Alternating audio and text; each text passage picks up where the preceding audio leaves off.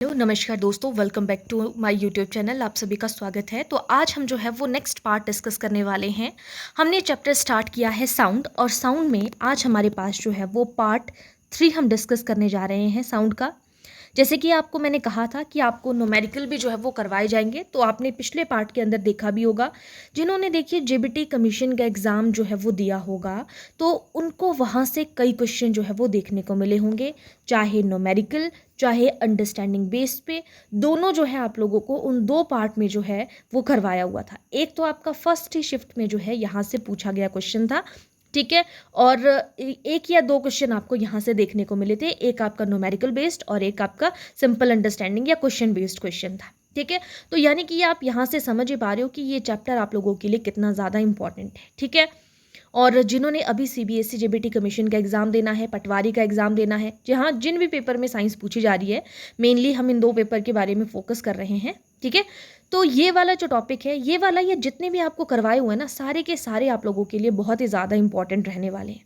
और जिन्होंने अभी तक पिछली क्लासेस को नहीं देखा है सीक्वेंस में, अगर आप देखना चाहते हो तो प्लेलिस्ट में मैंने सारी क्लासेस ऐड कर दी हैं, तो वहाँ पे आप सीक्वेंस में सारी के सारी शुरू से लेके एंड तक की साइंस का जो भी सिलेबस है, जितनी क्लासेस हमने की हुई हैं, वो आप वहाँ पे देख सकते हो। इसके बाद जो हमारा साउंड चैप्टर चला हुआ है, इसके बाद आपके जो है वो 5 से 6 टॉपिक जो है वो बचते हैं, और आपका साइंस का सिलेबस जो है वो पूरा कंप्लीट हो जाएगा। आगे आगे आपके जो है थोड़े से लेंथी टॉपिक आएंगे, तो वो पार्ट्स जो है उनके थोड़े ज़्यादा देखने को मिलेंगे। वैसे तो हमने पिछली सारी क्लासेस जो है वो 1 से 2 पार्ट में कंप्लीट कर दी है, और ये वाली भी कोशिश करेंगे हम कि ये आज जो है इसी में कंप्लीट हो जाए। चलिए, तो बिना टाइम वेस्ट किए करेंगे हम आज की क्लास को स्टार्ट। अच्छा, आगे बढ़ने से पहले अगर किसी ने साइकोलॉजी की क्लासेस भी देखनी है जेबीटी कमीशन के लिए, तो वो भी आपको प्लेलिस्ट में मिल जाएंगे। मॉडर्न हिस्ट्री का जहाँ जहाँ से क्वेश्चन बन रहा है, वो वाली सारी जो है आपको वहाँ पे सीरीज जो है वो है, वहाँ पे आप देख सकते हो। प्लेलिस्ट में आपको वो चीज़ भी देखने को मिल जाएगी, ठीक है। चलिए स्टार्ट करते हैं हम आज की क्लास को। हमारा पहला क्वेश्चन यहाँ पे, क्वेश्चन में बोला गया है, a tuning fork produces sound due to vibration of. अब एक ट्यूनिंग फॉर्क होती है, ट्यूनिंग फॉर्क का मतलब है एक चांदी की जो है वो यू शेप की कुछ जो है वो वस्तु है। आप बोल सकते हो चम्मच होते हैं ना फॉर्क जैसे, उसको हम बोल रहे हैं। तो ट्यूनिंग फॉर्क में ध्वनि उत्पन्न होती है। कैसे ध्वनि उत्पन्न होती है? एयर कॉलम में, मेटल प्रोंग्स में, या फिर स्ट्रिंग में, या मेम्ब्रेन में। तो करेक्ट आंसर हो जाएगा यहाँ पे metal prongs. Option number B correct answer हो जाएगा, ठीक है। ठीक है, क्लियर हो गया। तो ट्यूनिंग फॉर्क में ध्वनि उत्पन्न होती है किससे? जो मेटल प्रोंग्स होते हैं। मेटल प्रोंग्स का मतलब यहाँ पे मैं थोड़ी सी आपको शेप बता दूँ, इस तरीके से आप बोल सकते हो। एक जो है वो जो है इस तरीके से जो चम्मच टाइप होता है, या जो पकड़ने के लिए जो है, जैसे रोटी वगैरह पकड़ने के लिए हम जो है वो एक कप जो है वो चिमटा जिसको हम नॉर्मल उस पर बोलते हैं, उसको हम बोल रहे हैं यहाँ पे, ठीक है। मेटल प्रोंग एक pointed projecting piece of metal होता है, ठीक है। तो ट्यूनिंग फॉर्क में ध्वनि उत्पन्न होती है मेटल प्रोंग्स, ठीक है। आगे चलते हैं नेक्स्ट क्वेश्चन पे। नेक्स्ट क्वेश्चन पे बोला जा रहा है, the frequency of a tuning fork determines it's. बोला जा रहा है, ट्यूनिंग फॉर्क के बारे में हमने बात की पहले, तो ट्यूनिंग फॉर्क की आवृत्ति निर्धारित करती है। क्या निर्धारित करती है? अब देखो यहाँ पे आवृत्ति की जब हम बात कर रहे हैं ना, यानी कि कलर, पिच, लाउडनेस, टेम्परेचर, ये ऑप्शन है आपके पास। तो आवृत्ति के बारे में बात हो रही है ना, तो आपको आंसर यहाँ से ही पता लग जाना चाहिए कि ट्यूनिंग फॉर्क की आवृत्ति यानी कि जो फ्रीक्वेंसी है निर्धारित करती है। तो कौन सी चीज़ है जिसकी जो है वो फ्रीक्वेंसी देखी जाती है? तो फ्रीक्वेंसी देखी जाती है पिच की, यानी कि option number B correct answer होगा। पिच की देखी जाती है फ्रीक्वेंसी, कि ये क्या है आपकी जो है वो ये जो है वो तेज़ है, फास्ट है, या स्लो है। ये चीज़ देखी जाती है पिच में भी। फास्ट और स्लो का मतलब क्या है? कि फास्ट है यानी कि तीखी आवाज़ है, तो यानी कि आपकी फ्रीक्वेंसी जो है वो क्या है? हाई है। और अगर फ्रीक्वेंसी लो की बात करें, जिसमें तीखी आवाज़ में अगर हम बात करें, जैसे कि लेडीज़ की वॉइस होती है वो बहुत तीखी होती है ना। और उसके अलावा अगर हम लो की बात करें, तो जैसे जिसकी आवाज़ थोड़ी जो है वो भारी होगी, फ्रीक्वेंसी उसकी लो होगी, ठीक है। तो ये है आपके पास पिच जो है वो फ्रीक्वेंसी को निर्धारित करता है, आवृत्ति निर्धारित करती है पिच को। ट्यूनिंग फॉर्क की आवृत्ति तो वो पिच को दर्शा रही है कि वो हल्की हल्की आवाज़ है, या जो है वो तीखी आवाज़ है, भारी आवाज़ है, वो दर्शा रही है यहाँ पे। तो आवृत्ति का रिलेशन जो है वो पिच के साथ में होता है, और लाउडनेस का रिलेशन जो है वो एम्पलीट्यूड के साथ में होता है, आयाम के साथ में। तो वो आपको मैंने बताया ही था पहले भी। आगे चलते हैं नेक्स्ट क्वेश्चन पे। विच property of sounds help distinguish between two musical instruments. दो म्यूजिकल इंस्ट्रूमेंट्स हैं, अगर आपको उनके बीच में ध्वनि में अंतर करना है तो उनके बीच दो वाद्य यंत्रों की ध्वनि में अंतर बताने वाला गुण क्या होता है? पिच होता है, लाउडनेस होता है, क्वालिटी होता है या फ्रीक्वेंसी होता है? तो वो होती है आपकी क्वालिटी। दो वाद्य यंत्रों की ध्वनि में अंतर बताना है, उसकी क्वालिटी कैसी है, अच्छी है, बुरी है, वो आपने बताना है, तो उसको हम क्या कहेंगे? यहाँ पे क्वालिटी होती है वो वाला गुण। यानी कि यहाँ पे जो टिम्बर लिखा हुआ ना, इसका मतलब है लय, कि उसकी लय कैसी है, अच्छी बुरी। तो वो लय जो है वो डिसाइड करता है आपका दो वाद्य यंत्रों की ध्वनि में अंतर बताने को। कई बार आपको क्वालिटी देखने को मिल जाएगा, कई बार आपको टिम्बर यानी कि लय देखने को मिल जाएगा। ठीक है, आगे चलते हैं नेक्स्ट क्वेश्चन पे। नेक्स्ट क्वेश्चन क्या कहता है? द वेव्स यूज्ड इन सोनार। आप जो है सोनार वेव्स का यूज़ करते हो, सोनार में उपयोग की जाने वाली तरंगे जो होती हैं वो कहाँ कहाँ पे यूज़ कर सकते हैं, वो आपको पता होना चाहिए सोनार वेव्स के बारे में। ठीक है, तो यहाँ पे सोनार में उपयोग की जाने वाली तरंगे रेडियो वेव्स होती हैं, अल्ट्रासोनिक वेव्स होती हैं, इंफ्रारेड वेव्स होती हैं, लाइट वेव्स होती हैं। तो सोनार में यूज़ की जाती है अल्ट्रासोनिक वेव्स यूज़ की जाती हैं। Option number B correct answer हो जाएगा यहाँ पे। ठीक है, सोनार की अगर मैं आपको फुल फॉर्म के बारे में बताऊं तो साउंड नेविगेशन एंड रेंजिंग हम इसे कहते हैं सोनार को, sound navigation and ranging. SO से सोनार से साउंड हमारे पास बन जाएगा, N से नेविगेशन एंड रेंजिंग।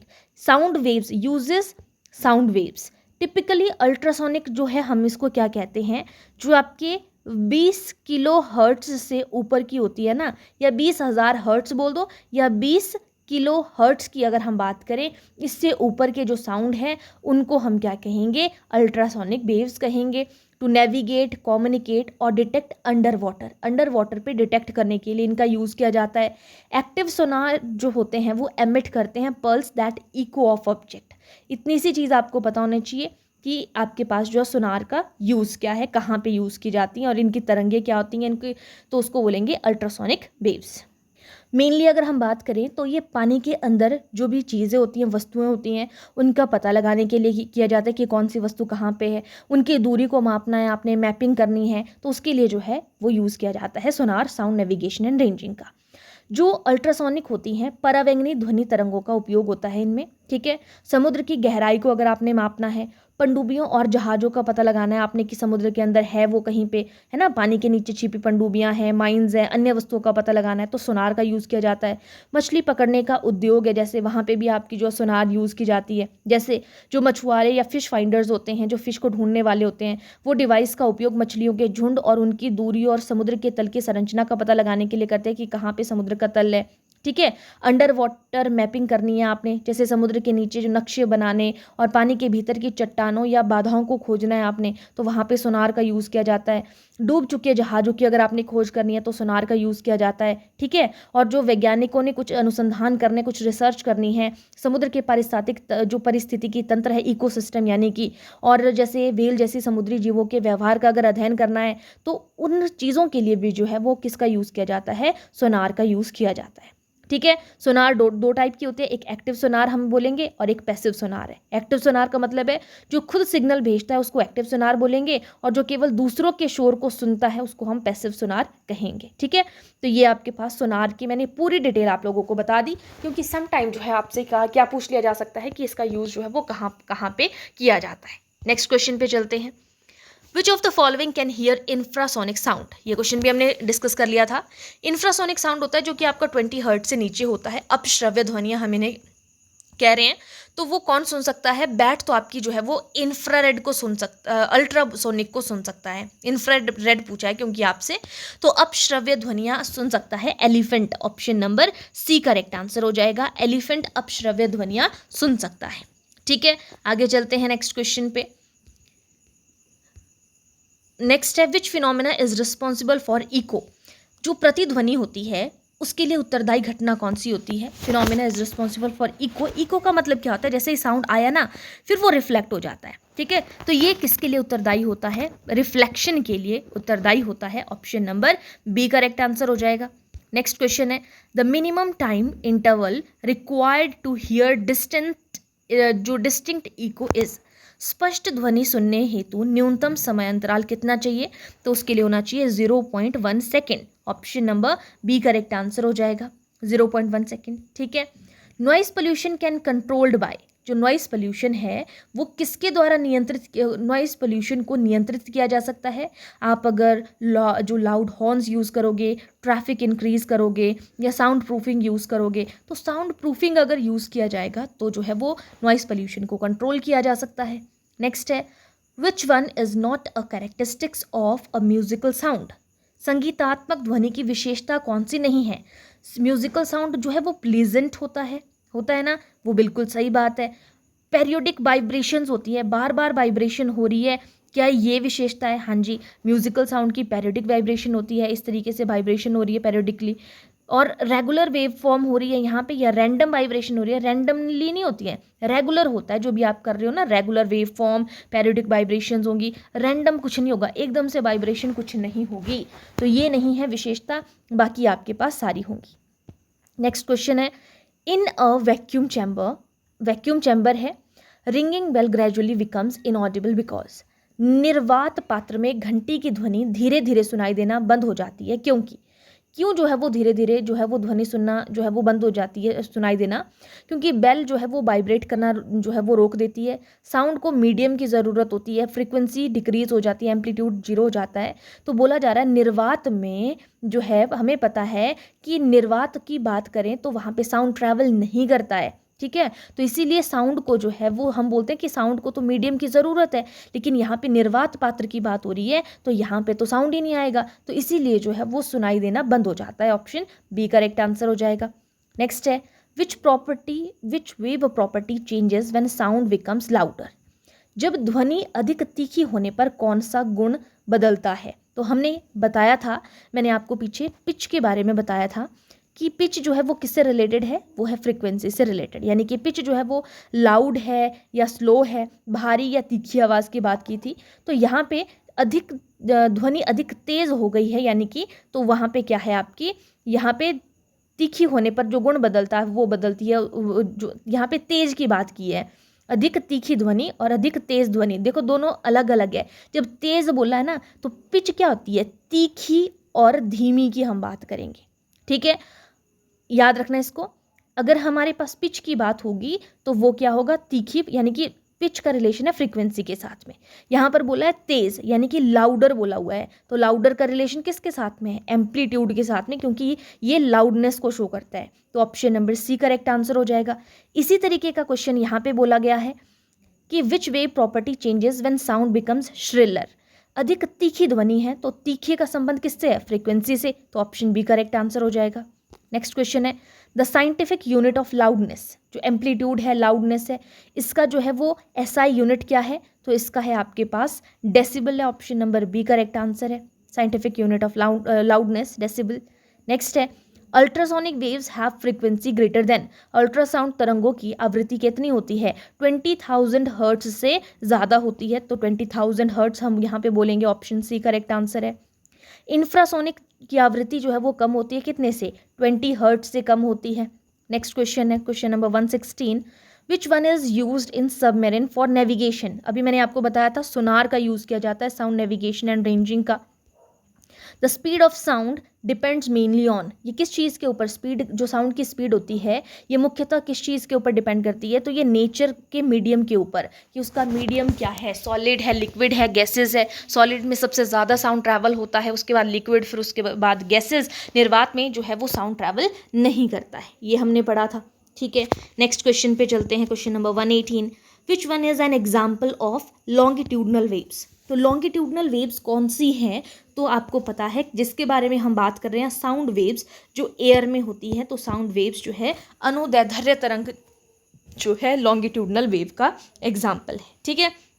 नेक्स्ट पे चलते हैं, क्वेश्चन नंबर 119 बोला जा रहा है, which of the following is most harmful for years? कानों के लिए सबसे ज़्यादा जो हानिकारक है वो कौन सी वेव्स होती हैं जिनकी सॉफ्ट म्यूज़िक हानिकारक है? नहीं, ये नहीं है। हाई इंटेंसिटी नॉइस है, बिल्कुल शोर तो हमारे लिए हानिकारक ही है, तो ऑप्शन बी करेक्ट आंसर है। विस्परिंग तो धीरे धीरे होती है, नॉर्मल कन्वर्सेशन वो भी स्लोली होती है। नेक्स्ट है which statement is correct about sound waves. ध्वनि तरंगों के बारे में सही कथन क्या है? तो ध्वनि तरंगे they can travel through vacuum. क्या साउंड जो है वो वैक्यूम से ट्रैवल करता है? नहीं, ये मैंने आपको पहले ही बताया था। दे आर इलेक्ट्रोमैग्नेटिक वेव्स, ये इलेक्ट्रोमैग्नेटिक वेव्स है? नहीं। They require material medium, yes, इनको जो है वो माध्यम की आवश्यकता होती है। ऑप्शन सी करेक्ट आंसर है। नेक्स्ट है the study of sound and it's behaviour is called. ध्वनि एवं उनके व्यवहार के अध्ययन को क्या कहा जाता है? उनको अकाउस्टिक्स कहा जाता है। Option number B correct answer हो जाएगा। नेक्स्ट है which sound has maximum frequency. सबसे हाई फ्रिक्वेंसी किसकी है? फ्रिक्वेंसी यानी कि पिच से रिलेशन है, यानी कि तीखी की बात अगर हम यहाँ पे करें तो जो श्रिल साउंड है उसकी फ्रिक्वेंसी क्या होगी? ज़्यादा होगी। ठीक है, तो option number B correct answer है। श्रिल साउंड का मतलब है तीखी ध्वनि, तीखी आवाज़। ठीक है, नेक्स्ट क्वेश्चन है sound energy is maximum when amplitude. आयाम अधिक होने पर ध्वनि की ऊर्जा कैसी होगी? जो लाउडनेस है, एम्पलीट्यूड अगर ज़्यादा है तो उसकी जो ऊर्जा है, एनर्जी होगी, वो भी कितनी होगी? ज़्यादा होगी, मैक्सिमम होगी। ऑप्शन सी करेक्ट आंसर है। नेक्स्ट है which property of sound remains constant when passing from one medium to another medium. एक माध्यम से दूसरे माध्यम में जाने पर ध्वनि का कौन सा गुण जो है वो स्थिर रहता है? तो जब एक माध्यम से दूसरे माध्यम पे जाता है तो आपकी जो फ्रिक्वेंसी है वो आपकी कांस्टेंट रहती है, स्थिर रहती है। तो ऑप्शन सी करेक्ट आंसर है। नेक्स्ट है which wave can not travel in vacuum. तो वैक्यूम में जो है वो साउंड वेव्स जो है वो ट्रैवल नहीं करती है ना। नेक्स्ट क्वेश्चन है human ear convert sound vibrations into. तो वो साउंड वाइब्रेशन को किस में जो है वो कन्वर्ट करता है? ह्यूमन ईयर, तो कान जो है वो कन्वर्ट करता है इलेक्ट्रिकल इम्पल्स में। ठीक है, इसका मतलब है इलेक्ट्रिकल इम्पल्स को हम हिंदी में कहते हैं विद्युत आवेग। ठीक है, इलेक्ट्रिकल का मतलब क्या हो गया? विद्युत, और इम्पल्स का मतलब हो गया आवेग। ठीक है, तो ये जो इलेक्ट्रिकल इम्पल्स होता है यानी कि विद्युत आवेग है ना, इसको आवेशित कण यानी कि जो इलेक्ट्रॉन्स हैं या आयन्स हैं, इनकी जो है वो दिशात्मक गति होती है, एक दिशात्मक गति होती है, एक ही दिशा में गति करते हैं, जो ऊर्जा के एक लघु तरंग के रूप में जो है वो चलती है। एक लघु तरंग होती है, एक छोटी सी तरंग के रूप में जो है ये चलती है। विद्युत आवेग की अगर मेन पॉइंट की हम बात करें तो जैसे दिल की धड़कन पैदा करनी हो तो उसके लिए कोशिकाओं द्वारा बिजली उत्पन्न होती है ना, तो उस तरीके से काम करता है ये कि शरीर के अंदर बिजली उत्पन्न होती है एक तरीके से। ठीक है, और ये जो है न्यूरॉन के एक्सॉन के साथ यात्रा करता है, जो क्रिया विभव की एक श्रृंखला होती है, गिरते हुए जो डोमिनोज है, इस तरीके से शरीर में दर्द, संवेदना, मांसपेशियों के संकुचन के लिए न्यूरॉन्स के माध्यम से सिग्नल भेजना, ये भी विद्युत आवेग करता है। इतनी चीज़ आपने याद रखना है। ठीक है, चलिए आगे चलते हैं। इतने यानी कि साउंड वाइब्रेशंस को जो है इलेक्ट्रिकल इम्पल्स में, विद्युत आवेश में कन्वर्ट करता है, काफ़ी है। लोएस्ट पिच कितनी होती है? ये यहाँ पे पूछा जा रहा है। Which of the following has lowest pitch. तो ऑप्शन है 100 हर्ट्स है या 500 है, 100 है। तो कितनी है लोएस्ट पिच है नॉर्मली देखने को? तो 100 पिच आपके हर्ट्स जो है। ऑप्शन ए करेक्ट आंसर है। नेक्स्ट है loudness of sound depends on. Loudness किसके ऊपर डिपेंड करती है? एम्पलीट्यूड के ऊपर, आयाम जिसे हम कहते हैं।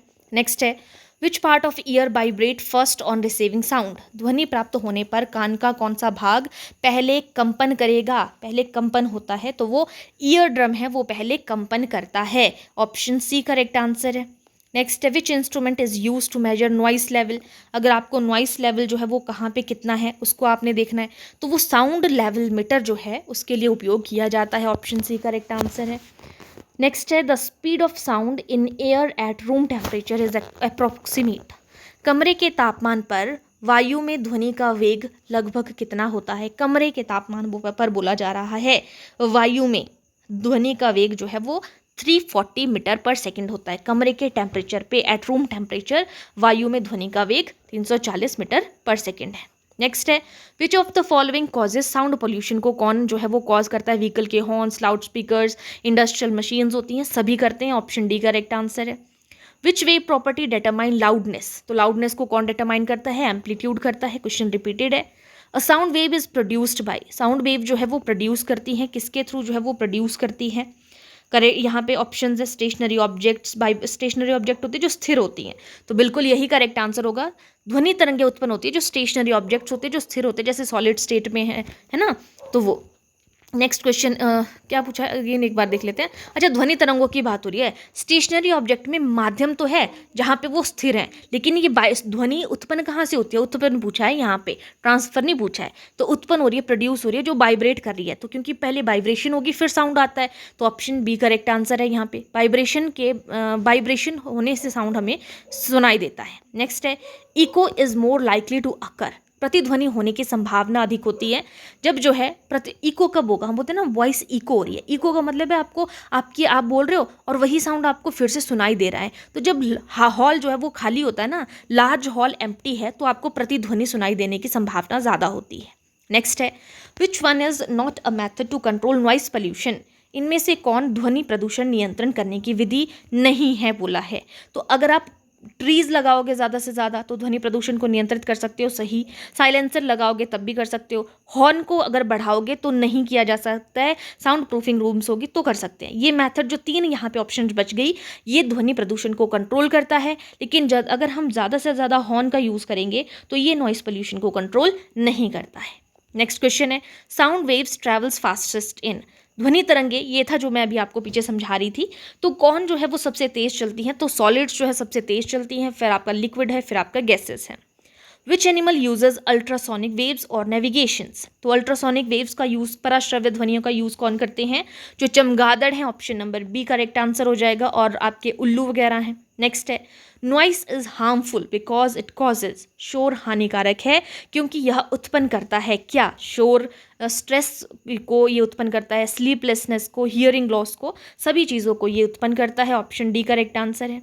नेक्स्ट क्वेश्चन है, the sound produced by vibrating tuning fork is an example of. ये मैंने आपको पहले भी बताया था। जो ट्यूनिंग फॉक द्वारा उत्पन्न ध्वनि का उदाहरण अगर हम बात करें तो वो है म्यूजिकल साउंड। ट्यूनिंग फॉक के द्वारा उत्पन्न जो ध्वनि होती है वो म्यूजिकल साउंड, हल्का साउंड आपको सुनाई दे रहा है। एसआई यूनिट क्या है, फ्रीक्वेंसी का, तो फ्रीक्वेंसी का एसआई यूनिट होता है hertz, option number B correct answer है। Which of the following is not a source of sound. इनमें से ध्वनि का स्रोत नहीं है, कौन सा नहीं है। जब स्ट्रिंग जो है वो वाइब्रेट करते हैं तो क्या वो एक ध्वनि है, या जो है वो वाइब्रेशन हो रही है, वाइब्रेटिंग मेम्ब्रेन, क्या ये जो है वो ध्वनि का स्रोत नहीं है। स्टेशनरी ऑब्जेक्ट्स हैं, क्या ये नहीं है। वाइब्रेटिंग एयर कॉलम्स, जो स्टेशनरी ऑब्जेक्ट्स होती हैं ना, वो ध्वनि का स्रोत नहीं है, ऑप्शन सी। वाइब्रेट हो रही है ना जब भी, तो वाइब्रेशन से तो साउंड आता ही है, तो ये सारी हैं, लेकिन आपका स्टेशनरी जो स्थिर है ना, उससे कोई साउंड नहीं आएगा। नेक्स्ट है, विच medium is best for propagation of sound. ध्वनि का संचरण के लिए सबसे अच्छा माध्यम कौन सा है, तो वो किसके माध्यम से जो है वो संचरित हो सकती है, तो वो होगी सॉलिड में सबसे ज़्यादा अच्छे से ट्रांसफर होगी, ऑप्शन बी करेक्ट आंसर है। Loudness of voice is directly proportional to. ध्वनि की तीव्रता सीधे अनुपाती होती है, तो किसके जो है वो अनुपाती होती है, एम्पलीट्यूड के, स्क्वायर ऑफ एम्पलीट्यूड के डायरेक्ट समानुपाती होती है, ऑप्शन बी करेक्ट आंसर है। इसको हम इस तरीके से भी देख सकते हैं कि लाउडनेस ऑफ साउंड जो है हमने बोला डायरेक्टली प्रोपोर्शनल होती है किसके, स्क्वायर ऑफ एम्पलीट्यूड के। यानी कि अगर आपके पास जो है वो जो ध्वनि की प्रबलता है वो आपकी स्क्वायर ऑफ एम्पलीट्यूड है, यानी कि यदि ध्वनि उत्पन्न करने वाले कंपन या एम्पलीट्यूड को हम दुगना कर दें, एम्पलीट्यूड को हमने दुगना कर दिया, तो यहाँ पे स्क्वायर ऑफ एम्पलीट्यूड होता है वो, तो यानी कि यहाँ पे कितना आ जाएगा, 4 आ जाएगा, 4 गुना बढ़ जाएगी वो प्रबलता, फिर ध्वनि की प्रबलता हो जाएगी 4 गुना बढ़ जाएगी। ठीक है, यह कंपन करने वाली वस्तु के मध्य स्थिति से अधिकतम विस्थापन होता है। अधिक आयाम का मतलब है अधिक प्रबल ध्वनि होगी। ठीक है, तो ध्वनि की तीव्रता सीधे जो है वो डायरेक्टली प्रोपोर्शनल होती है स्क्वायर ऑफ एम्पलीट्यूड के। तो इसको बोला कि अगर लाउडनेस को 2 कर दिया एम्पलीट्यूड को, तो ये जो है वो 4 गुना बढ़ जाएगी। नेक्स्ट क्वेश्चन है, which characteristics of sound helps us to differentiate male and female voice. तो ये बिल्कुल सिंपल सा क्वेश्चन है। अगर आपको मेल और फीमेल वॉइस के बीच में डिफरेंस करना है तो क्या होगा, तो एक तीखी आवाज़ किसकी होती है, लेडीज़ की, और पुरुष की थोड़ी सी भारी होती है, तो ये पिच यानी कि फ्रिक्वेंसी के ऊपर डिपेंड करेगा, ऑप्शन बी करेक्ट आंसर है। The speed of sound is minimum in. सबसे कम की बात करें स्पीड ऑफ साउंड किस में होता है, एयर में, यानी कि गैसेज में भी बोल सकते हैं, ऑप्शन सी करेक्ट आंसर है। Which of the following produce infrasonic sound. कौन जो है वो इंफ्रासोनिक ध्वनि उत्पन्न करता है, तो ये क्वेश्चन भी जो है हमने पिछले पार्ट में देखा था। तो अर्थक्विक जो है वो अपश्रव्य ध्वनियाँ उत्पन्न करता है, ऑप्शन सी करेक्ट आंसर है। नेक्स्ट है, which phenomena is used in stethoscope, stethoscope में कौन सी घटना प्रयोग की जाती है, तो उसमें आपको साउंड सुनाई देता है। स्टेथोस्कोप किसके लिए यूज़ किया जाता है, जैसे आप हार्ट बीट को सुन रहे हो, है ना, तो उसके लिए रिफ्लेक्शन ऑफ साउंड, साउंड जो है वो रिफ्लेक्ट होता है, दोबारा आपको सुनाई देता है। ऑप्शन ए करेक्ट आंसर हो जाएगा। विच part of year receive sound waves first, सबसे पहले कौन जो है वो ध्वनियों को सुनता है, तो वो सुनता है आपका जो पिन्ना पोर्शन होता है ना, कान का पिन्ना भाग होता है, वो सबसे पहले ध्वनियों को जो है वो रिसीव करता है, ध्वनि तरंगे प्राप्त करता है। नेक्स्ट है, द क्वालिटी ऑफ साउंड किसके ऊपर डिपेंड करती है, तो वो वेव की फॉर्म्स के ऊपर, वेव फॉर्म के ऊपर निर्भर करती है कि उसकी ध्वनि की गुणवत्ता अच्छी है या नहीं है। ठीक है, नेक्स्ट है, which wave property determine the shrillness of sound, तो श्रिल है यानी कि तीखी है, तो तीखी के लिए फ्रीक्वेंसी आती है आपकी, पिच और फ्रीक्वेंसी रिलेटेड है, option C. Which sound waves is used in medical diagnosis, तो मेडिकल डायग्नोसिस के लिए क्या यूज़ किया जाता है, अल्ट्रासोनिक यूज़ किया जाता है, अल्ट्रासाउंड अल्ट्रासोनिक आप बोल सकते हो, ऑप्शन सी। नेक्स्ट है, reverberation can be reduced by covering walls with, गूंज को अगर आपने कम करना है दीवार करने के लिए दीवारों को ढका जाता है किससे, तो साउंड एब्जॉर्बिंग मटेरियल्स का आप यूज़ करोगे, option number C correct answer हो जाएगा। जो साउंड को एब्जॉर्ब करने वाले होंगे उसको आप यूज़ करोगे। साउंड वेव्स कैसी हैं आपकी, तो साउंड वेव्स जो हैं वो एक इलेक्ट्रोमैग्नेटिक है, मैकेनिकल है, ट्रांसवर्स है, पोलराइज है, तो एक मैकेनिकल वेव्स हैं, ये option number C correct answer. इसका मतलब क्या है, ये जो मैकेनिकल वेव मैंने आपको बताया, इनको बहुत यांत्रिक तरंगे बोलेंगे हम, भौतिक नहीं बोलेंगे, यांत्रिक तरंगे कहा जाता है जो मैकेनिकल वेव्स होती हैं। इसका क्या मतलब है, ये वे तरंगे होती हैं जिन्हें यात्रा करने के लिए किसी भौतिक माध्यम की, जैसे कि ठोस की, द्रव की, गैसेस की जो है वो आवश्यकता होती है, और ये माध्यम के कणों में कंपन या दोलन पैदा करके ऊर्जा को एक स्थान से दूसरे स्थान तक स्थानांतरित करती है, लेकिन पदार्थ को अपने साथ नहीं लेके जाती है, सिर्फ जो है ये क्या करती है, ऊर्जा को ट्रांसफ़र करती है एक माध्यम से दूसरे माध्यम पे। और मैंने आपको बताया ही कि ये वैक्यूम पे ट्रैवल नहीं करती हैं, तो इसमें जैसे ध्वनि तरंगे हैं, जल तरंगे यानी कि जो पानी की लहरें उठती हैं, भूकंपीय तरंगे हैं, ये इसके एग्जाम्पल्स हैं मैकेनिकल वेव्स के। ठीक है, और जो ये आपकी मैकेनिकल वेव्स है ये 3 टाइप्स की होती है, ट्रांसवर्स वेव, लॉन्गिट्यूडनल वेव्स और सरफेस वेव्स, यानी कि जो आपकी क्या कहेंगे इन्हें, सतही तरंगे। ठीक है, अब थोड़ी सी लॉन्गिट्यूडनल वेव्स के बारे में भी मैं आपको बता दूं, ये तरंगे जो होती हैं वो आगे पीछे कंपन करती हैं, माध्यम के कण तरंग की दिशा में ही, जैसे स्प्रिंग होता है ना, तो स्प्रिंग कैसा होता है, इस तरीके का स्प्रिंग है, तो वो इस तरीके यहाँ को करेगा, ये यहाँ को करेगा, आगे पीछे ही जो है वो मूव करेगा, जैसे एकदम से सिकुड़ रहा है फिर वो खुल रहा है, आगे पीछे गति करता है, तो उसको लॉन्गिट्यूडनल वेव्स कहेंगे।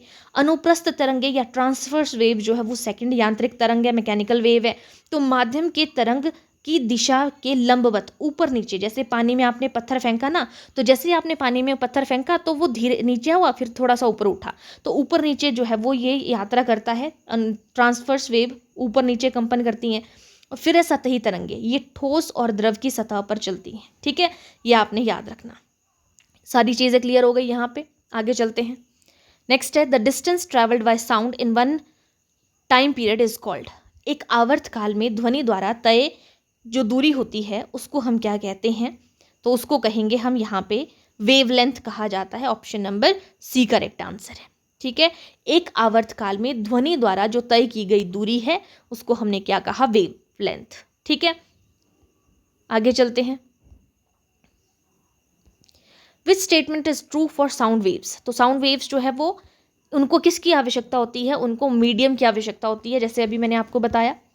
विच one is a periodic motion, periodic motion होती है जैसे पेंडुलम जो है वो मूव करता है ना, तो उसको हम क्या कहेंगे, जो स्विंगिंग पेंडुलम है उसको किसकी क्या है, वो एक पेरियोडिक मोशन है, तो option number A correct answer हो जाएगा।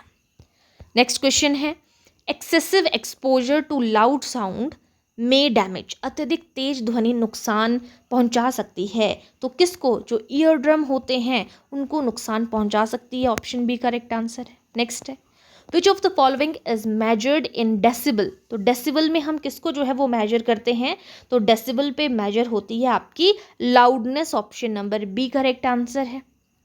नेक्स्ट है, sound from a loud speaker spread in air in the form of, तो वो किसकी फॉर्म पे, लाउड स्पीकर से ध्वनि वायु में फैलती है, तो वो किसकी वजह से, कैसी वेव्स है, अभी मैंने आपको बताया था मैकेनिकल वेव्स में लॉन्गिट्यूडनल वेव्स हैं, तो वो लॉन्गिट्यूडनल वेव्स की फॉर्म पे जो है वो ध्वनि तरंगे इस तरीके से ट्रैवल करती हैं। ठीक है, लाउड स्पीकर से ध्वनि वायु में फैलती है लॉन्गिट्यूडनल वेव की फॉर्म पे। नेक्स्ट है, which of the following affects the speed of sound most, ध्वनि के वेग को सबसे अधिक कौन प्रभावित करता है? कलर, नेचर, उसका nature of medium, shape of colour. तो नेचर ऑफ मीडियम, जो उसका नेचर क्या है, माध्यम क्या है, ठोस है, लिक्विड है, गैस है, वो। If the amplitude of vibration अगर जीरो है, एम्पलीट्यूड ऑफ वाइब्रेशन, तो साउंड कैसा होगा? यदि कंपन का आयाम शून्य है तो ध्वनि कैसी होगी? बहुत ज़्यादा लाउड होगी, श्रिल होगी, नॉट प्रोड्यूस्ड। एम्पलीट्यूड की बात कर रहे हैं ना, तो श्रिल वाला पॉइंट तो हम बोलेंगे ही नहीं, क्योंकि वो तो फ्रीक्वेंसी से रिलेटेड है। तो अगर आयाम एम्पलीट्यूड शून्य है, लाउडनेस बिल्कुल जीरो है, तो ध्वनि निकलेगी ही नहीं। तो यहाँ पे ये क्या होगी? Not produced. Option C correct answer है। नेक्स्ट है, the sound produced by explosion is generally, जो विस्फोट से उत्पन्न ध्वनि होती है वो क्या होती है? सामान्यता होती है। तो वो क्या है? वो ऑब्वियसली वो क्या है? म्यूजिक तो है नहीं, वो एक शोर है, नॉइस है। ऑप्शन सी करेक्ट आंसर है। Which one is not a property of sound wave, sound wave की प्रॉपर्टी कौन सी नहीं है? फ्रिक्वेंसी होता है, एम्पलीट्यूड है आपकी, वेवलेंथ है, या फिर आपका कलर है। तो करेक्ट आंसर हो जाएगा कलर एक गुण नहीं है, क्योंकि आपकी जो साउंड है उसकी एम्पलीट्यूड भी होता है, फ्रिक्वेंसी भी होती है, वेवलेंथ भी होती है। नेक्स्ट है, the speed of sound in solid, solid में स्पीड ऑफ साउंड कितना होता है? 340 मीटर पर सेकेंड, या 1500 मीटर पर सेकेंड, या 5000 मीटर पर सेकेंड। बोला जा रहा है यहाँ पे ठोसों में, सॉलिड्स में पूछा जा रहा है ध्वनि का वेग कितना है, तो वो है आपका यहाँ पे ऑप्शन नंबर सी, 5000 मीटर पर सेकेंड। ठीक है, ऑप्शन सी करेक्ट आंसर है। Which of the following has the shortest wavelength, सबसे कम तरंग दैर्घ्य किसकी है? जिसकी फ्रिक्वेंसी साउंड जो है वो लो है, हाई फ्रिक्वेंसी साउंड की तरंग दैर्घ्य जो है वो कम है, या फिर आपकी ऑडिबल साउंड है या नॉइस। तो सबसे कम तरंग दैर्घ्य उसकी है जिसकी फ्रिक्वेंसी क्या होगी? हाई होगी। आपने एक फॉर्मूला भी देखा है, lambda is equal to 1/f जो है आपने देखा था, यानी कि फ्रिक्वेंसी कम होगी तो लैम्डा ज़्यादा होगा, और लैम्डा अगर ज़्यादा होगा तो फ्रिक्वेंसी कम होगी। तो कम तरंग दैर्घ्य है यानी कि फ्रिक्वेंसी ये वेवलेंथ कम है, तो फ्रिक्वेंसी हाई होगी। ऑप्शन बी करेक्ट आंसर है। Which phenomena proves that sound is a wave, हम बोल रहे हैं कि साउंड एक तरंग है, वो कौन सा फिनोमिना यहाँ पे जो है वो डिफाइन करता है इस चीज़ को? Reflection, refraction, diffraction. तो ये सभी सिद्ध करते हैं कि ध्वनि एक तरंग है। नेक्स्ट क्वेश्चन है, in a sound wave rarefaction corresponds to, जो ध्वनि तरंग में विरलन होता है, रेयरफैक्शन होता है, वो किससे संबंधित है? तो वो है आपका लो प्रेशर से संबंधित। Option number B correct answer हो जाएगा। नेक्स्ट है, which of the following is a natural source of noise pollution, तो नेचुरल सोर्स यहाँ पर कौन सा है? तो जो थंडर होते हैं ना, जो तूफान आते हैं, बिजली कड़कती है, वो एक क्या है? प्राकृतिक ध्वनि प्रदूषण का स्रोत है। ऑप्शन सी करेक्ट आंसर है। The ear drum start vibrating when, जो कर्ण पर्दा है कंपन करने लगता है, कब करता है? जैसे ही जो है वो साउंड वेव्स उसके साथ में जो है वो लगती है, टच होती है, साउंड वेव्स स्ट्राइक इट, कर्ण पर्दा कंपन करने लगता है जब साउंड वेव्स स्ट्राइक होती हैं। ऑप्शन बी करेक्ट आंसर है। नेक्स्ट है, a wave with high amplitude and low frequency will be, अगर एम्पलीट्यूड हाई है, फ्रिक्वेंसी लो है, उसका मतलब क्या है? उच्च आयाम और कम आवृत्ति वाली ध्वनि होगी। तो इसका मतलब क्या है? वो जो है आवाज़ है, उच्च आयाम का मतलब क्या है? जो लाउडनेस है वो लाउड होगी, कम आवृत्ति का मतलब है कि वो डीप होगी आवाज़। Option A. अगर हाई आवृत्ति होगी, हाई फ्रिक्वेंसी होती, तो श्रिल आवाज़ होती। तो ऑप्शन ए करेक्ट आंसर हो जाएगा यहाँ पे, loud and deep. Next question पे चलते हैं, which one is use to study sea depth, अगर आपको समुद्र का करना है तो मैंने आपको बताया था, sound navigation and ranging. Option B correct answer है। Which part of human ear contain tiny bones, किस में होती हैं? सबसे छोटी जो मानव कान का कौन सा भाग छोटी हड्डियां रखता है? तो छोटी हड्डियां रखता है हमारा ऑप्शन नंबर बी, जो मिडल ईयर होता है उसमें छोटी छोटी हड्डियां होती हैं। ऑप्शन बी करेक्ट आंसर हो जाएगा। नेक्स्ट है, which of these sounds is most pleasant, इनमें से सबसे मधुर ध्वनि कौन सी है? जो म्यूजिकल इंस्ट्रूमेंट्स होते हैं ना, वो सबसे ज़्यादा मधुर ध्वनियाँ होती हैं। ऑप्शन बी करेक्ट आंसर हो जाएगा। नेक्स्ट है the loudness of sound decreases when distance from source.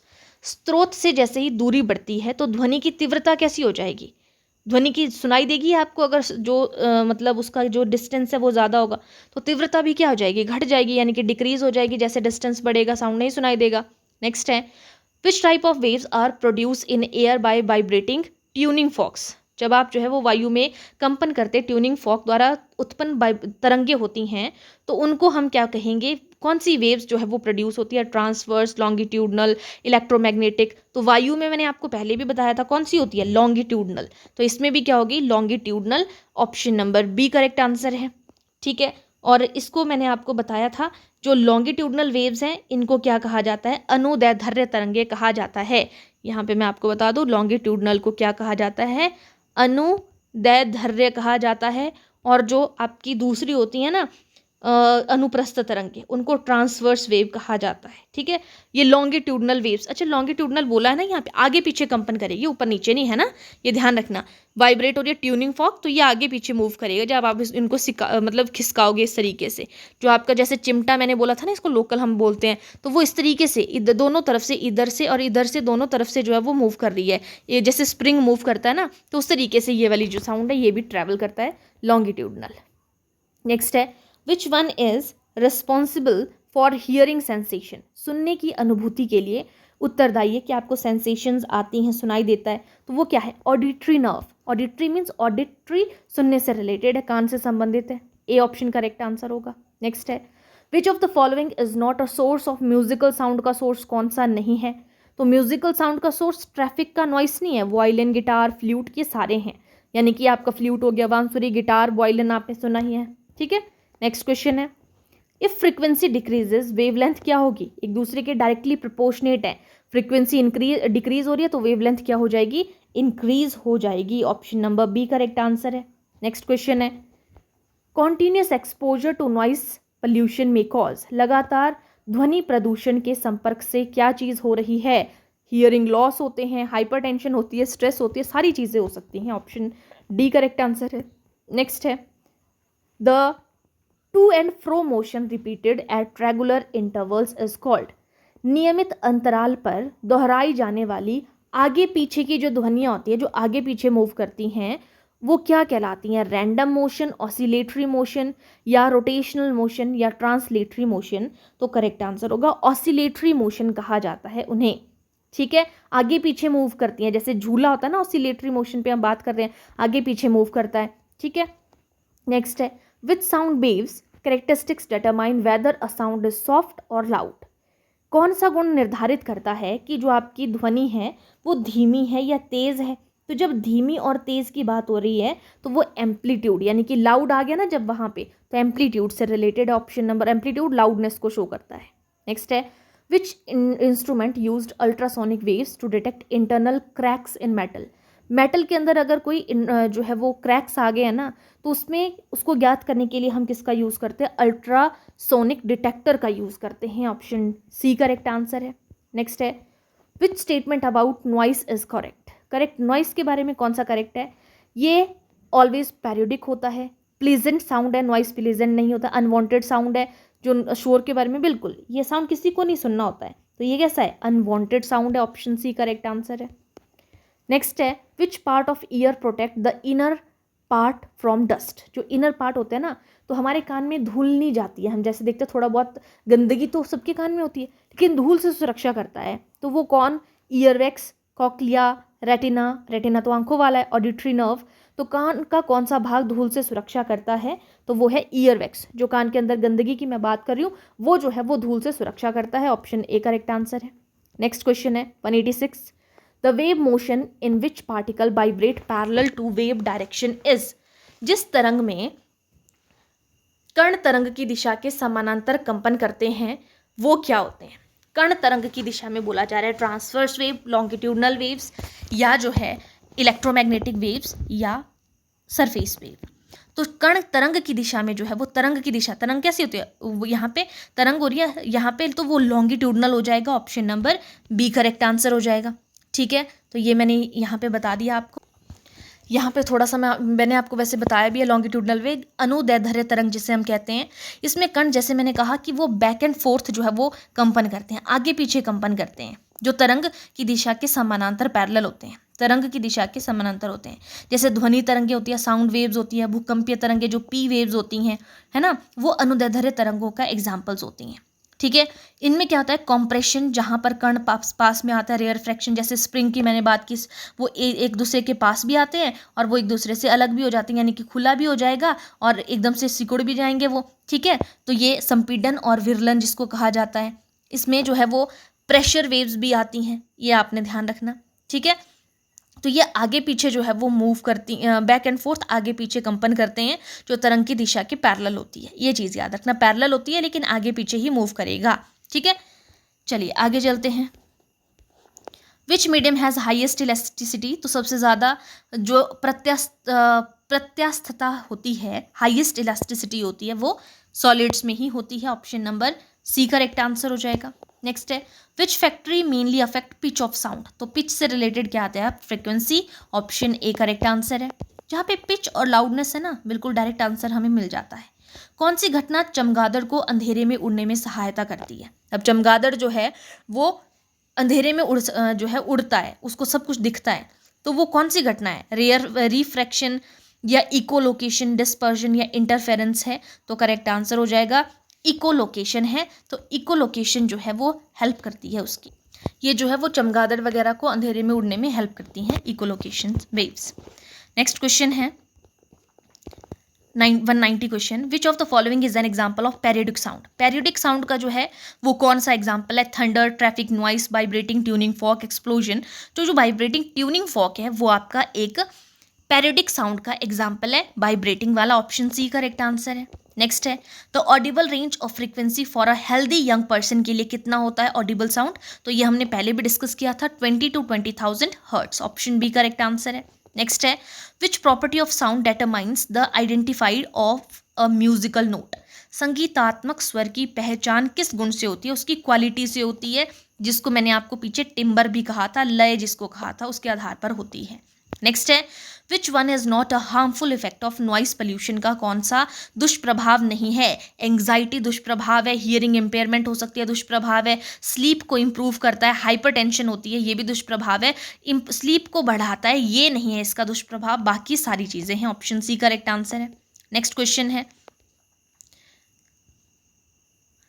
यहाँ पे देखो ऑप्शंस गिवन नहीं है लेकिन मैं फिर भी आपको बता दूं, रिलेशन पूछा है स्पीड, फ्रीक्वेंसी एंड वेवलेंथ के बीच में। तो यहाँ पे ध्यान रखना, जो आपकी स्पीड होती है ना वो होती है आपकी फ्रीक्वेंसी और वेवलेंथ की मल्टीप्लाई में। ठीक है, यहीं से आपके पास जो है वो फिर निकल के आता है फ्रीक्वेंसी, अगर आप यहाँ पे वेवलेंथ अगर आपने निकालनी है तो वो स्पीड अपॉन फ्रीक्वेंसी होती है। और आपने क्वेश्चन पीछे देखा था कि अगर आपकी जो स्पीड है यानी कि v जो है वो कांस्टेंट है, तो आपकी जो फ्रीक्वेंसी है अगर ये इंक्रीज हो रही है तो आपका जो वेवलेंथ है वो डिक्रीज होगा, और अगर आपकी जो वेवलेंथ है वो इंक्रीज हो रही है तो आपकी फ्रीक्वेंसी जो है वो डिक्रीज हो जाएगा, अगर आपकी स्पीड जो है वो कांस्टेंट है। तो ये रिलेशन है, तो आपने इस चीज़ को याद रखना है। ठीक है, वेग, आवृत्ति और तरंग दैर्ध्य के बीच का रिलेशन ये निकल कर आता है। नेक्स्ट है, which material is generally use to soundproof rooms, के लिए क्या यूज़ करते हैं हम, फोम यूज़ करते हैं। Option number A use correct answer हो जाएगा। Energy of sound waves is proportional to, ध्वनि तरंग की ऊर्जा जो है, जो एनर्जी ऑफ साउंड वेव्स होती है वो प्रोपोर्शनल होती है किसके, तो ये मैंने आपको अभी थोड़ी देर पहले बताया था, स्क्वायर ऑफ एम्पलीट्यूड के इक्वल होती है, कि अगर जो है उसको हम डबल कर रहे हैं तो उसका स्क्वायर ऑफ एम्पलीट्यूड कितनी हो जाएगी, 4 गुना हो जाएगी जो साउंड की स्पीड है, sound energy of sound waves है। नेक्स्ट है, which can travel through vacuum, vacuum के थ्रू कौन सी जो है वो ट्रैवल कर सकती है, तो लाइट वेव्स ट्रैवल कर सकती है, ना कि साउंड वेव्स। साउंड वेव्स को तो सॉलिड, लिक्विड और गैसेस के थ्रू ही ये ट्रैवल कर सकती है। नेक्स्ट है, which of the following is a true for ultrasound, ultrasound के लिए कौन सा कथन सही है, तो frequency less than 20 hertz ultrasound के लिए ऑडिबल टू ह्यूमन के लिए ऑडिबल है, फ्रीक्वेंसी ग्रेटर देन जो है वो कितनी होती है 20 हर्ट्ज, ये अल्ट्रासाउंड के लिए सही है। ऑप्शन सी करेक्ट आंसर हो जाएगा। नेक्स्ट है, which one is the best example of reflection of sound, ध्वनि के परावर्तन का सर्वोत्तम उदाहरण है। इसमें जो इको होता है ना, उसमें जो है वो ध्वनि की रिफ्लेक्शन होती है। जैसे एक बड़ा सा खाली हॉल है, आप कुछ बोलते हो, फिर आपको थोड़ी सी जो है वो साउंड फिर से सुनाई देती है, एक गूंज सुनाई देती है, उसको हम उस गूंज को जो है वो इको कहा जाता है, यानी कि रिफ्लेक्शन ऑफ साउंड कहा जाता है। और आज का लास्ट क्वेश्चन है हमारा यहाँ पे, which device convert electrical signal into sound signal. Electrical signal है, उसको साउंड सिग्नल में कौन कन्वर्ट करता है? Microphone, loud speaker, stethoscope, audiometer. तो लाउड स्पीकर उसको जो है वो कन्वर्ट करता है। Option number B correct answer हो जाएगा, क्योंकि लाउड स्पीकर में क्या सुनाई देता है हमें? लास्ट में साउंड सुनाई देता है, तो वो ध्वनि तरंग में विद्युत संकेतों को कन्वर्ट करता है। तो दोस्तों ये थे हमारे पास यहाँ पे टोटल जो है वो 200 क्वेश्चन के साथ में हमने इसको जो है वो कंप्लीट किया। इसमें अगर जो है मुझे कुछ और क्वेश्चंस लगेंगे कि आपको कुछ करवाने की ज़रूरत है, तो वो भी मैं आप लोगों को करवाऊंगी, ठीक है। तो यहाँ तक आप लोगों ने 200 क्वेश्चन की जितनी भी चीज़ें यहाँ पे बताई गई हैं वो बहुत अच्छे से करनी है सीक्वेंस में। जैसे मैंने कहा कि जिन्होंने जो फर्स्ट टाइम पे चैनल पर विजिट कर रहे हैं, सबसे पहले तो चैनल को सब्सक्राइब कर दीजिएगा, बेल आइकन को प्रेस कर दीजिएगा, नोटिफिकेशन ऑन कर दीजिएगा। डेली मॉर्निंग में 7 से 8 बजे के बीच में क्लास अपलोड होती है, उस टाइम पे आप जो है इसको देख सकते हो। अगर नोटिफिकेशन ऑन है तो सबसे पहले आपको नोटिफिकेशन मिल जाएगी। और जिन्होंने अभी तक पिछली क्लासेस को नहीं देखा है, प्लेलिस्ट सेक्शन पे जाइएगा, वहाँ पे सारी की सारी चीज़ें आपको देखने को मिल जाएंगी। 5 से 6 टॉपिक आपके जो है वो साइंस सिलेबस के अंदर बचे हुए हैं, जो कि जेबीटी कमीशन और साइंस पटवारी के लिए जो है साइंस का सिलेबस गिवन है उसके अकॉर्डिंग, ठीक है। बाकी फिर आपका साइंस का पूरा हो जाएगा। इंपॉर्टेंट टॉपिक्स अभी आगे हैं, ये भी बहुत ही ज़्यादा इंपॉर्टेंट क्वेश्चन है, ठीक है। और जितने भी हमने चैप्टर्स किए हुए हैं, ठीक है। और इसके अलावा जेबीटी कमीशन की साइकोलॉजी वो भी प्लेलिस्ट में आपको देखने को मिल जाएगी, उसकी क्लासेस सीक्वेंस में पूरा जो भी सिलेबस है वो पूरा वहाँ पे करवाया हुआ है। अंडरस्टैंडिंग उस तरीके की बन जाएगी कि पेपर में जो क्वेश्चन आते हैं ना, अंडरस्टैंडिंग लेवल पे ही आते हैं, डायरेक्ट वहाँ पे कुछ नहीं पूछा जा रहा है, ठीक है। तो आपको अंडरस्टैंडिंग वहाँ से बन जाएगी। पूरा सिलेबस में जो भी चीज़ें बताई थी वो सारी आपको वहाँ पे मैंने करवाई हुई हैं। साथ में मॉडर्न हिस्ट्री, जिस तरीके के क्वेश्चंस आपके पूछे गए थे सेम उसी तरीके से करवाया हुआ है वहाँ पे भी, ठीक है। आप आराम से उस चीज़ को देख सकते हो। चलिए आज के लिए इतना ही, बाकी हम मिलते हैं नेक्स्ट चैप्टर के साथ में। नेक्स्ट जो भी इंपॉर्टेंट पॉइंट होंगे वो आपको आगे की क्लास में देखने को मिल जाएंगे, ठीक है। चलिए आज के लिए इतना ही, थैंक यू।